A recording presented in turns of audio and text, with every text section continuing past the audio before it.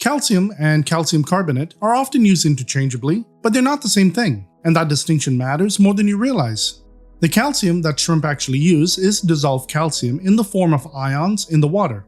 This is the form that shrimp can actually absorb through their gills and body. Calcium carbonate, on the other hand, is a solid compound. This is what you find in cuttlebone, eggshells, crushed coral, limestone, and shells.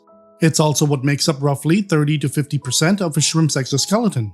But the key point is this: shrimp cannot directly use calcium carbonate in its solid form. It must first dissolve into the water, releasing calcium ions and carbonate. Now, you may be wondering, how does shrimp get calcium from their shed exoskeleton if it's partially made of calcium carbonate? When they eat their old shell, their stomach acids break it down, dissolving some of it and converting it into usable calcium in their body, which they then reuse to build and harden the new shell. When it comes to your tank water, this works very differently.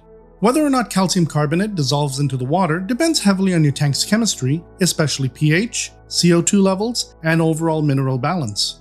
In lower pH or softer water, calcium carbonate dissolves more readily, gradually releasing calcium and increasing both GH and KH. In higher pH or already hard water, it may dissolve very slowly or barely at all, meaning it contributes very little to the actual calcium available to your shrimp. This is why simply adding a calcium source doesn't guarantee anything will actually change in your tank. And this is exactly why some aquarists see great results with cuttlebone or eggshells, while others see no change at all. It's not that the source isn't effective, it's that your tank conditions determine whether it actually works.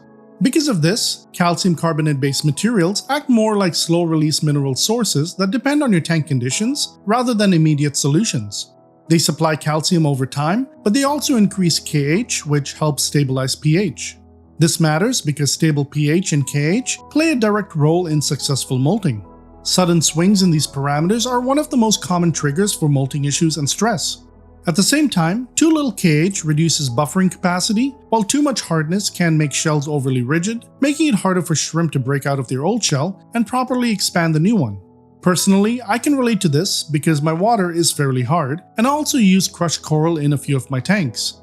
What I've noticed is that even after about a year, quite a bit of that crushed coral still hasn't broken down.